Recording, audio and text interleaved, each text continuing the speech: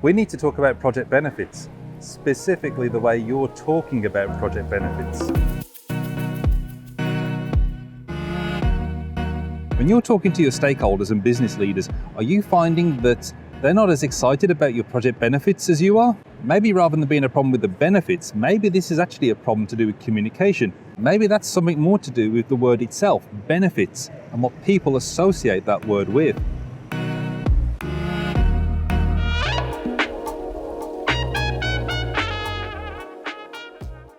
So what are people thinking about when they think about benefits? It's really unlikely that any of your stakeholders, any of your business leaders have got to their current posts by getting there through project management.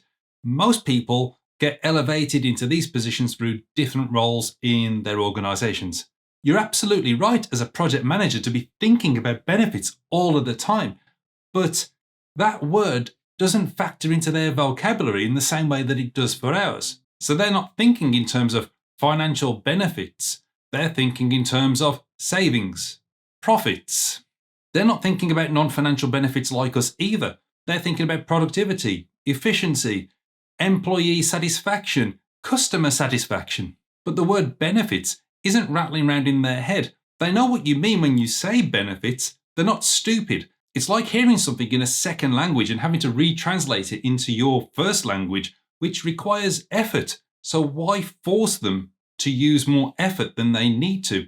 Instead, when communicating to them, communicate in their language. If they're interested in market share, then talk to them about market share. If they're customer obsessed, then talk to them about customer experience. But don't make it hard for them by talking about benefits. That's not to say benefits is a dirty word. When you're doing your governance documentation and you're talking to other project managers and you're talking to PMOs, sure, use the word benefits. Use it as much as you like. But when you're talking to somebody else, maybe drop the benefits. You know, wouldn't it be ironic if I've just done this whole video and you don't know what benefits are? If that's you, watch this video over here.